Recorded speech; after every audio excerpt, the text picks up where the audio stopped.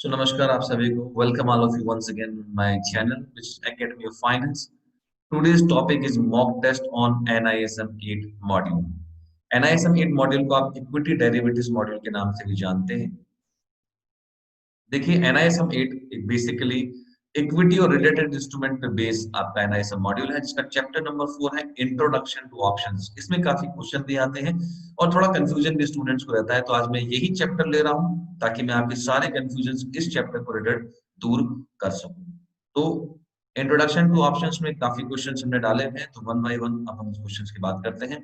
तो पहला क्वेश्चन है, bot is a contract that gives the right but not an obligation to buy or sell the underlying asset on or before a stated date, day and a stated price for a price। तो ऐसे questions को कैसे करना है और क्या understanding होनी है, मैं आज आपको समझाता हूं। देखिए, option is nothing but A part of derivatives, right. तो जितने भी डेरिवेटिव्स हैं, चाहे वो फॉरवर्ड हो, चाहे वो फ्यूचर हो, चाहे वो ऑप्शंस हो, ये तीनों ही किसी अंडरलाइंग एसेट पे मूव करते हैं। अब अंडरलाइंग एसेट का मतलब क्या है कि इनकी प्राइस का मूवमेंट इस बात पे डिपेंड करेगा कि इनकी अंडरलाइंग एसेट क्या है। और वो अंडरलाइंग एसेट क्या हो सकती है? वो एक बॉन्ड हो सकता है, वो कोई पर्टिकुलर किसी कंपनी का शेयर हो सकता है, वो पूरा का पूरा इंडेक्स हो सकता है, जैसे निफ्टी 50 आपका, राइट। वो करेंसी हो सकता है, राइट। तो बेसिकली ये सब क्या है? ये अंडरलाइंग एसेट्स हैं। वो कमोडिटीज भी हो सकता है। तो इन अंडरलाइंग एसेट्स के बेसिस पे ये डेरिवेटिव्स होते हैं, जो कि फ्यूचर फॉरवर्ड ऑप्शन होते हैं। तो इनके प्राइस का मूवमेंट इस बात पर डिपेंड करेगा कि इन पर्टिकुलर अंडरलाइंग एसेट्स का प्राइस मूवमेंट क्या है। इसीलिए इन्हें कहते हैं derivatives derived from an asset, right. तो आज हम इसमें ऑप्शंस पे बात करने वाले हैं कि ऑप्शंस क्या होते हैं, कितने तरह के होते हैं और किस तरह के क्वेश्चंस आपको NISM 8 में पूछे जाते हैं। तो ध्यान रखिए, ऑप्शन दो तरह के होते हैं, कॉल और पुट, राइट। अब कॉल को पहले खरीद कर बेचा जा सकता है या पहले बेचकर बाद में खरीदा जा सकता है। यानी एक आदमी दोनों तरह की पोजीशन ले सकता है। He can buy a call, sell it later. He can sell a call and buy it later. यानी इसको लॉन्ग पोजीशन भी कहते हैं और इसको शॉर्ट पोजीशन भी कहते हैं। वैसे ही पुट के केस में भी आप आ जाइए, यहाँ पे एक आदमी बाय पुट कर सकता है, एक आदमी सेल पुट कर सकता है। अगर आप सेल कर रहे हैं पुट, ये शॉर्ट कहलाएगा। अगर आप पुट बाय कर रहे हैं तो ये लॉन्ग कहलाएगा। तो अब आपको ये समझ में आना चाहिए कि लॉन्ग कॉल का मतलब बाय कॉल ही होता है और शॉर्ट पुट का मतलब सेलिंग ऑफ अ पुट होता है, राइट। और इसको एक वर्ड और यूज करते हैं, राइट ऑफ। यानी अभी कहीं आपको लिखा है कि call has return of, put has return of, तो उसका मतलब ये मान लीजिए कि सेल किया हुआ है। अब देखिए, कुछ क्वेश्चन आप पे बनते हैं कि भाई राइट मिलता है या ऑब्लिगेशन मिलता है। अभी सिर्फ इतना समझना है। तो मैं 2 मिनट में याद करवा दूंगा आपको कि राइट और ऑब्लिगेशन किस किस चीज में क्या मिलता है। तो आपके पास चार चीजें हो सकती हैं, या तो आप एक कॉल को बाय करेंगे, या एक कॉल को सेल करेंगे, या आप एक पुट को बाय करेंगे, या आप एक पुट को सेल करेंगे। अब देखो, सिर्फ एक चीज को ध्यान रखो, बाकी चारों चीजें अपने आप निकल जाएंगी। जैसे कॉल को बाय करने में क्या मिलता है? राइट टू बाय, बस। कॉल को बाय करने में मिलता है राइट टू बाय। तो सर इसका मतलब ये है कि पुट को बाय करने में राइट टू सेल मिलेगा, राइट। उल्टा कर दो, अगर कॉल को बाय करने में राइट टू बाय मिल रहा है तो पुट को बाय करने में राइट टू सेल मिलेगा, राइट। अब देखो, अगर कॉल को बाय करने में राइट टू बाय मिलता है तो कॉल को सेल करने में मिलेगा क्या? इस राइट की जगह कर दो ऑब्लिगेशन, उल्टा कर दो, ऑब्लिगेशन टू, और बाय का भी उल्टा कर दो, सेल। ये लो जी।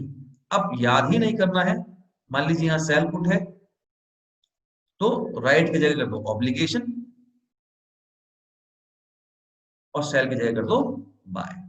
ये चारों पे ही कम से कम आपको कम से कम 2-3 क्वेश्चन आपके एग्जाम में पूछ लिए जाते हैं। तो अगर आपको कॉल का बाय पता है कि वो राइट टू बाय होता है, तो पुट बाय का मतलब राइट टू सेल हो गया, उल्टा कर दो। ये दोनों थोड़ी बाइंग के केस में, जहां पे आप ऑप्शन को बाय कर रहे हो, तो ये बाइंग के केस में हो गए। अब ऑप्शन को जब सेल कर रहे हो तो चाहे कॉल हो चाहे बाय हो, राइट की जगह ऑब्लिगेशन कर दो और जहां बाय था वहां पे सेल कर दो। ये टेबल आपको एज इट इज याद हो गई। Call buy, right to sell, put buy, right to sell, sell a call, obligation to sell, sell a put, obligation to buy. अब आपके नंबर इस चीज पे नहीं कटने चाहिए, आप इसे ऐसे याद कर सकते हो, राइट। तो let's go to the question number 1। तो what is a contract that gives the right but not an obligation to buy or sell the underlying asset? अब इसमें ये बात समझो, इसका आंसर होगा ऑप्शंस। क्योंकि ऑप्शन में जब आप कॉन्ट्रैक्ट बाय करते हो तो आपको राइट मिलता है, जबकि फॉरवर्ड और फ्यूचर में जब आप कॉन्ट्रैक्ट को बाय करते हो तो आपको ऑब्लिगेशन मिलता है। तो फॉरवर्ड फ्यूचर की बात नहीं की हमने, तो आपको अभी ये समझना है कि ऑप्शन जब बाय करते हैं तो आपको राइट मिलता है। जैसे मैंने अभी बताया था कि पुट को बाय करो चाहे कॉल को बाय करो, आपको राइट मिलेगा। Which of the following statement is most accurate regarding rights and obligation under option? अब देखो, option buyer has the right but no obligation with regard to buy or selling the underlying asset, while the option writer यानी जिसने cell किया has the obligation in the contract। ये तो बिल्कुल सही बात है, पहला ही ऑप्शन बिल्कुल करेक्ट है इसका, कि ऑप्शन बायर के पास तो राइट होता है, राइट, कि वो अपना ऑप्शन एक्सरसाइज करे या ना करे, लेकिन ऑप्शन राइटर यानी सेलर के पास ऑब्लिगेशन होता है, जो मैंने अभी अभी आपको समझाया। Let's see question number 1, answer number 1 is absolutely correct. अब देखो, बाय ए कॉल का मतलब ये है कि बेसिकली राइट टू बाय। अभी अभी मैंने आपको समझाया था, बाय ए कॉल का मतलब राइट टू बाय भी है और बाय ए कॉल का मतलब लॉन्ग कॉल भी है, राइट। तो both A and B is the answer. वो टेबल अभी समझाई थी ना, लॉन्ग बाय का मतलब ही लॉन्ग होता है और सेल का मतलब शॉर्ट होता है। बाय ए पुट, अगर कॉल को बाय करने में राइट टू बाय मिल रहा है तो सर बाय ए पुट का मतलब ये तो राइट टू सेल हुआ, राइट, वो राइट टू सेल हो गया।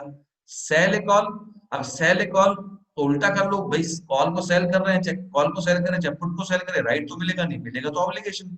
तो ऑब्लिगेशन टू सेल हो जाएगा क्योंकि वहां राइट टू बाय मिलता है कॉल खरीदते हैं तो। Cell a put, cell a put में क्या हो जाएगा, उल्टा हो जाएगा, ऑब्लिगेशन तो मिलेगा मिलेगा, राइट तो मिलेगा नहीं। तो पुट के केस में राइट टू सेल मिल रहा था तो यहाँ ऑब्लिगेशन टू बाय मिल जाएगी, ये लीजिए।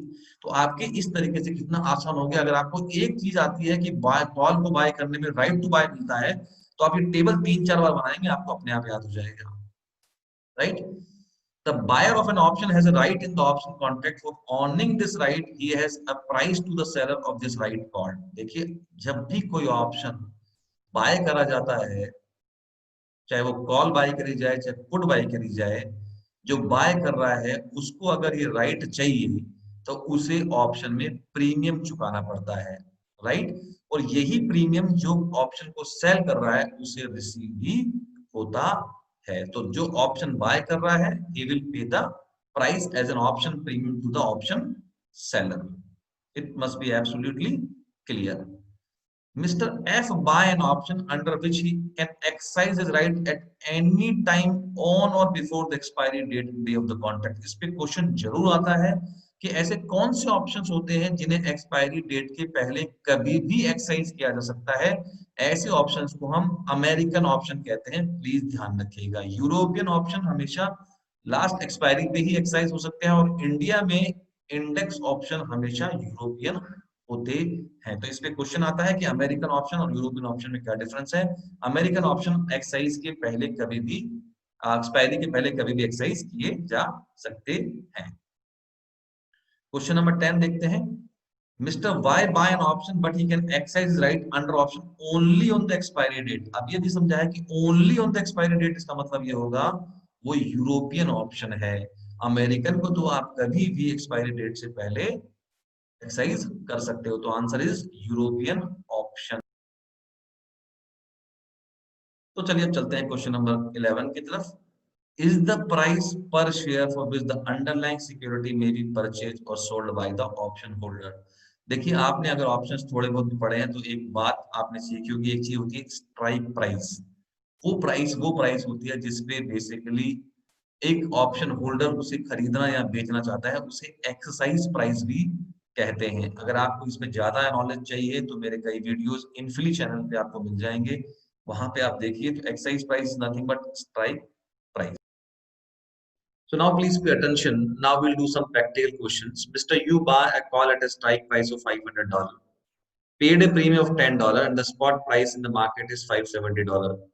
यानी एक कॉल $500 स्ट्राइक प्राइस का खरीदा गया, जिसमें $570 करंट में रेट है, प्रीमियम $10 का पे किया गया है, कॉल इन द मनी है, आउट ऑफ मनी है, एट द मनी है। तो हम इसको समझेंगे कि basically what is this concept. देखिए एक बात समझिए, $500 में आपका स्ट्राइक प्राइस है, $570 आपका स्पॉट प्राइस है। कभी भी स्पॉट प्राइस आपको बोला जाए तो आपको ये समझना है कि ये मार्केट प्राइस है, ये करंट प्राइस है। और प्रीमियम इस ऑप्शन को लेने के लिए बायर ने चुकाया $10, and this is an option, call option which has been bought. Please try to understand.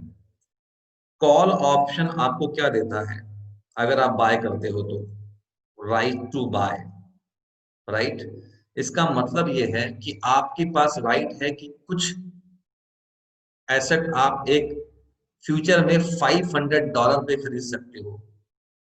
तो बताइए, अगर आपके पास राइट है $500 में खरीदने का और करंट में वो $570 में चल रहा है, यानी बाजार भाव से भी काफी कम में खरीदने का राइट आपके पास है, तो definitely you are in to profit, right. आप एक प्रॉफिट जोनर में हो। Please try to understand. Basically ये इस ऑप्शन का इंट्रिंसिक वैल्यू है। इंट्रिंसिक वैल्यू का मतलब ये है, कॉल के केस में अगर स्पॉट प्राइस ज्यादा हो स्ट्राइक प्राइस से, ध्यान दीजिए, अगर मार्केट का प्राइस स्ट्राइक प्राइस से ज्यादा है तो वो option in the money option कहलाता है, और वो जितने से इन द मनी होता है वो उसकी इंट्रिंसिक वैल्यू होती है। अब यहाँ पे एक क्वेश्चन ये आ सकता है कि सर आपके हिसाब से 570 minus 500 equal to 70 is its intrinsic value, यानी आप ये कह सकते हैं कि this is in the money buy $70, but what about this premium which have been paid, यानी क्या इस $10 के प्रीमियम को यहाँ माइनस करके फिर ये कहा जाए कि $60 इंट्रिंसिक वैल्यू है? आंसर है नहीं। यानी you need to understand as a student कि कैलकुलेशन जब की जाती है इन द मनी ऑप्शन में इंट्रिंसिक वैल्यू निकालने की, तो आप प्रीमियम को कंप्लीटली इग्नोर करेंगे, यानी यहां पे आंसर होगा $70 इन द मनी। लेकिन अगर पूछा जाए कि व्हाट इज द प्रॉफिट, तो आप कह सकते थे $70 कमाया, जिसमें से $10 पेमेंट कर दिया एज ए प्रीमियम, तो जेब में आया $60। Intrinsic value is $70 but profit is $60। तो ये कह सकते हो कि इंट्रिंसिक वैल्यू में से अगर आप प्रीमियम माइनस कर दो तो आपको प्रॉफिट आ जाएगा। तो पहली चीज तो हमें ये समझनी है। एक बात और समझिए जो कि बहुत इंपॉर्टेंट है, कि इंट्रिंसिक वैल्यू कभी भी नेगेटिव में नहीं होती, यानी वो मिनिमम 0 हो सकती है लेकिन 0 से नीचे नहीं जाएगी, क्योंकि 0 से नीचे जाएगी तो वो नेगेटिव में चली जाएगी।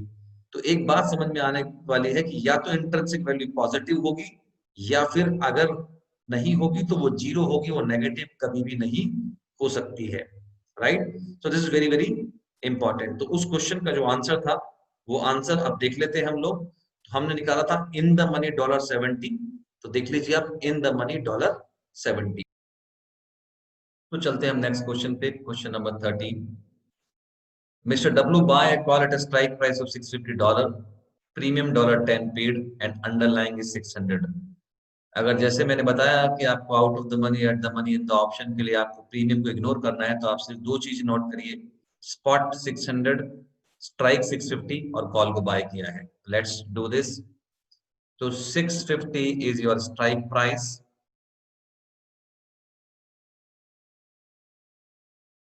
and $600 is your spot price. All of you know that if spot price is higher than a strike, then only in the case of call, that option can be an in the money option. But here, the situation is something reverse. Here, the spot price is basically less than the strike price. तो ये option in the money option नहीं है, बल्कि ये out of the money option है। यहाँ पे एक बात और ध्यान रखिए कि आउट ऑफ मनी ऑप्शन वो ऑप्शन होता है जिसका इंट्रिंसिक वैल्यू 0 होता है। यानी आप यहाँ ये नहीं कह सकते कि इंट्रिंसिक वैल्यू $50 से नेगेटिव है। इंट्रिंसिक वैल्यू क्या है? 0 है। तो this option is basically an out of the money option, right? अगर इन द मनी ऑप्शन होता है तो वी कैन गिव द ये नंबर कि कितने इंट्रिंसिक वैल्यू से वो इन द मनी है। लेकिन आउट ऑफ मनी ऑप्शन में कभी भी आप नेगेटिव वैल्यू के साथ ये नहीं कह सकते कि इतनी वैल्यू से आउट ऑफ मनी है। Please try to understand, because intrinsic value out of money option की क्या होती है? 0। It can not be in negative. तो सिंपल आंसर होना चाहिए just out of the money option. Let's see 13 answer is out of the money. Question number 14, Mr. F buy a put strike of $755, premium $25, spot is 675। अब आप premium को ignore करो और ये देखो, क्योंकि वही क्वेश्चन चल रहे हैं out of the money in the money वाले। तो $755 का स्ट्राइक है और 675 का स्पॉट है। तो अपन लॉजिकली भी समझेंगे। तो $755 का है स्ट्राइक प्राइस और $675 का है स्पॉट प्राइस, राइट? और आपने बाय किया एक put. Please try to understand, जब आप पुट बाय करते हो तो आपको मिलता है राइट टू सेल। यानी मुझे एक अंडरलाइंग एसेट को राइट मिला बेचने का $755 में फ्यूचर में, जिसका मार्केट प्राइस है $675। आप खुद सोचिए, अगर आपको किसी चीज को बेचने का राइट उसकी मार्केट प्राइस से ज्यादा मिल रहा है तो आप क्या हैं? आप प्रॉफिट में हैं, राइट? और पुट के केस में अगर स्ट्राइक प्राइस ज्यादा हो स्पोर्ट से तो वो option in the money option होता है। तो certainly this option is in the money, क्योंकि स्ट्राइक प्राइस स्पोर्ट प्राइस से ज्यादा है। कितना इन द मनी? बिल्कुल आपको प्रीमियम को इग्नोर करना है। $755 माइनस $675, तो ये हो गया आपका $80 से ये ऑप्शन इन द मनी हो गया, और यही $80 इसकी इंट्रिंसिक वैल्यू है। ध्यान रखिएगा, प्रीमियम को आपको इग्नोर करना है। तो पुट के केस में ये रूल ध्यान रखिए, strike price must be more than spot price. अगर वो है तो वो इन द मनी है, और कॉल के केस में spot price is more than strike price है तो ऑप्शन इन द मनी है। So let's see the answer. So answer is in the money $80। अगला क्वेश्चन है, mister O bought a put strike $950, 975 का spot है। तो देखते हैं, 950 का स्ट्राइक है, 975 का स्पॉट है। तो 950 is strike and 975 is spot. अब आपको कहा गया कि आपने पुट बाय किया है, बताओ इन द मनी है आउट ऑफ मनी है? बहुत सिंपल है। अब ये भी पढ़ा आपने कि सर अगर स्ट्राइक प्राइस ज्यादा हुई स्पॉट से तो पुट के केस में वो ऑप्शन इन द मनी कहलाएगा। But here the situation is reverse. Even basically क्या है, यहाँ पे स्पोर्ट ज्यादा है स्ट्राइक से, तो ये इन द मनी ऑप्शन नहीं हुआ बल्कि ये out of the money option हो गया, राइट? तो this option is basically out of money option. तो यहाँ इंट्रिंसिक वैल्यू बेसिकली क्या है? इंट्रिंसिक वैल्यू 0 है। और वैसे भी आप ये समझिए कि जो भी आउट ऑफ मनी ऑप्शन है या जो भी एट द मनी ऑप्शन है उनका इंट्रिंसिक वैल्यू होता है 0। Only in the money option ITM उनका इंट्रिंसिक वैल्यू पॉजिटिव होगा, अदरवाइज उन सबका एटीएम और ओटीएम विल बी 0, नेगेटिव नहीं हो सकता। तो सिंपली लिखना है आपको out of money option, right? Out of the money option. Option premium is composed of, ये बड़ा इंपॉर्टेंट है, इस पे बिल्कुल ध्यान देना है कि ऑप्शन किन दो चीजों का बना है। अब इसका एग्जांपल मैं आपके सामने लेता हूं। मान लीजिए किसी एसेट का स्ट्राइक प्राइस है $950, दिस इज स्ट्राइक प्राइस। आपने एक, ये कॉल है मान लीजिए, इसका स्पॉट है मान लीजिए 1000, राइट? अब अगर आप इस कॉल में क्या है, इस कॉल में इंट्रिंसिक वैल्यू है, क्यों? क्योंकि स्ट्राइक प्राइस $950 का है, 1000 का इसका स्पॉट प्राइस है। तो आपको पता है कि कॉल के केस में अगर स्पॉट प्राइस हायर है स्ट्राइक से, तो वहां पे आपको इन द मनी ऑप्शन है और इंट्रिंसिक वैल्यू हो गया $50। This minus this is your intrinsic value. पर मान लीजिए इस स्ट्राइक प्राइस का कॉल का प्रीमियम चल रहा होता $120, तो ये प्रीमियम है, ये इंट्रिंसिक वैल्यू है। इंट्रिंसिक वैल्यू कैसे निकाली हमने? Spot minus strike is basically intrinsic value, but the premium is being charged $120. So what you can say that premium minus intrinsic value, यानी इंट्रिंसिक वैल्यू से ऊपर जितना भी प्रीमियम चार्ज किया जा रहा है वो कहलाएगा time value of an option. यानी अगर प्रीमियम $120 है तो उसमें कुछ इंट्रिंसिक वैल्यू होता है और कुछ टाइम वैल्यू ऑफ ऑप्शन होता है। इन दोनों को अगर आप जोड़ दें तो अल्टीमेटली आपका प्रीमियम निकल कर आ जाता है। तो आप ये कह सकते हैं कि अगर time value of an option आपको देखना है तो आप अगर प्रीमियम में से इंट्रिंसिक वैल्यू को माइनस कर देंगे तो आपको उस ऑप्शन का time value of an option आ जाएगा। तो premium minus intrinsic value is your time value of an option. और time value of an option को और इंट्रिंसिक वैल्यू को आप जोड़ देंगे तो आपका प्रीमियम निकल कर आ जाएगा। तो प्रीमियम इन दोनों चीजों का बेसिकली एडिशन है। एक चीज और ध्यान रखिए कि time value of an option keeps on reducing, वो धीरे धीरे कम होता रहता है जैसे जैसे आपका ऑप्शन एक्सपायरी के नजदीक आता है। तो let's see what is the answer guys. So option premium is composed of intrinsic value plus time value. तो ये कुछ क्वेश्चन आज मैंने आपको कराए हैं ऑप्शंस को लेके। मैं कुछ और वीडियोस ऐसे लाता रहूंगा। We have a full fledged portal, हमारे पास फुल फ्लेज्ड पोर्टल है जहां पे हमने ऐसे ही क्वेश्चंस को चैप्टर वाइज आपको दिए हुए हैं। हर चैप्टर के हमने क्वेश्चंस डाले हुए हैं। उसके अलावा हमने मॉक टेस्ट डाले हुए हैं NISM 8 के इक्विटी डेरिवेटिव्स के। तो अब जब मैं अगला आपके वीडियो लेके आऊंगा तो किसी और चैप्टर में लेके आऊंगा। तो हमने NISM 8 के 3 मॉक टेस्ट डाले हुए हैं। इसमें आपको 100-101 क्वेश्चंस मिलेंगे, बिल्कुल एग्जामिनेशन की तर्ज पे ही हमने इसे डाला हुआ है विद द डिस्क्रिप्शन आल्सो। जब आप इस मॉक टेस्ट को देके फ्री हो जाएंगे तो आपको डिस्क्रिप्शन भी हर क्वेश्चन के आंसर का मिलेगा जो जो इंपॉर्टेंट है। लाइब्रेरीज में भी हमने PDF एक्सेल फाइल दे रखी है। वीडियोस में भी अगर आप देखेंगे तो हमने आपको NISM 8 में आपको डेरिवेटिव्स का full fledged video, intrinsic value of options, option practical questions, ये हमने वीडियो में भी दिखाया हुआ है और समझाया हुआ है। वीडियो आगे भी इसमें अपडेट होते रहेंगे। And we are giving it a very nominal cost which is 499 rupees and this will be valid for another 6 month. अगले 6 महीने तक आप इसे कितना भी यूज कीजिए। तो अलग टॉपिक पे फिर एक बार आपसे मिलेंगे। NISM 8 में ही कुछ और टॉपिक उठाएंगे। With this, thank you very much everyone, all the best for exams. Thank you.